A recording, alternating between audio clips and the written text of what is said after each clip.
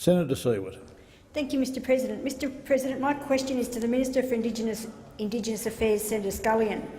Minister, the Overcoming Indigenous Disadvantage 2014 report released today indicates that there has been little, if any, improvement in the areas of reading, writing, numeracy, family and community violence, and things have become worse in areas such as mental health, suicide and self-harm, and there has been an alarming increase in incarceration rates, such that the adult imprisonment rate has increased by 57% between 2000 and 2013. My question is, in light of these concerning figures, will the government finally commit to a justice target as part of the Closing the Gap strategy? The Minister for Indigenous Affairs, Senator Scullion. Thanks very much, Mr President.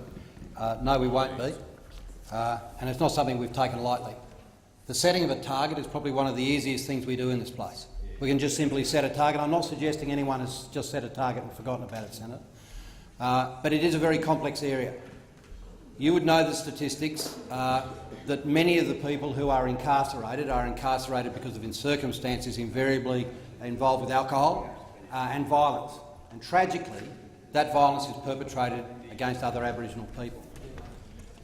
So we think, by action rather than targets, we can change that circumstance by ensuring that the circumstances that people find themselves in, where they are so disconnected that they self-medicate with alcohol particularly and then lash out in their own families and their own communities, we need to engage them. So if you're of school age, you need to be engaged with school. And we're trying very hard to engage people in school with our school attendance strategies.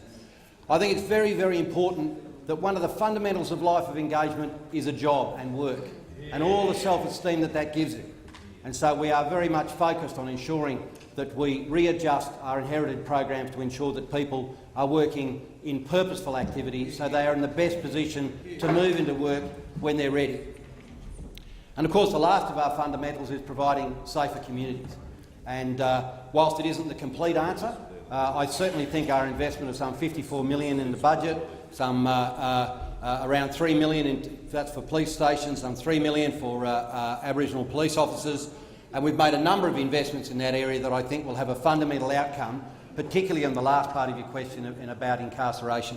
But Senator, I, like every Australian, share your legitimate concerns about this indicator, and I think it's not only the highlight indicator of people who are incarcerated, it's also the mental health circumstances that a system sadly Thank you, Minister. Senator Siewert, a supplementary question. I will note that you've changed your opinion on targets since you set the school attendance target earlier in the year. Given that the budget has contained significant cuts to spending on Aboriginal programs, in light of these appalling statistics, will the government now reverse those cuts to Aboriginal spending?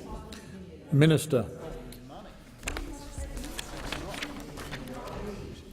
Well, I have in this place, Mr President, explained what has been put glibly as these monstrous cuts, and sadly those in the opposition and others have always tried to paint this without the offsets of those, about what the additional investments we have made.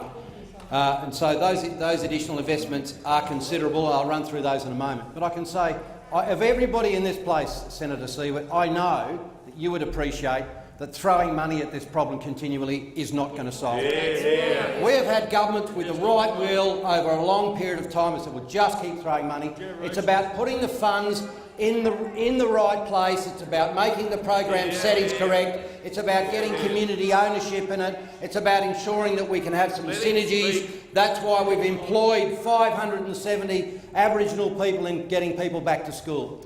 Those are the sort of things that are going to make a difference, not simply throwing money at the challenge that hasn't worked in the past and it won't work in the future.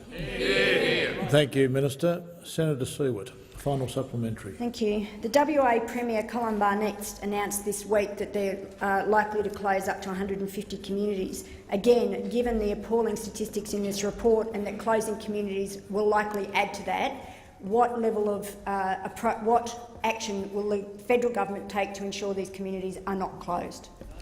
Minister. It is beyond the ken of the Commonwealth Government to dictate to the West Australian Government about whether they close communities or not. But I would make this point.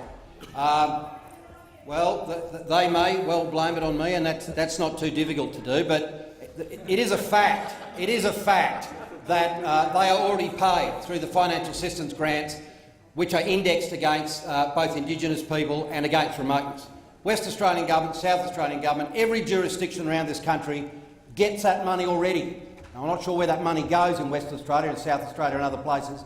It is not reasonable to ask for the Commonwealth Government to then further subsidise their payments of white people in leafy suburbs somewhere else when they should be making those payments to their most needy constituents. However, I will always work with the jurisdictions. I will always work with the jurisdictions, including a very positive working relationship with the West Australian Government, to ensure that our First Australians get the very best deal they can. Thank you, Minister.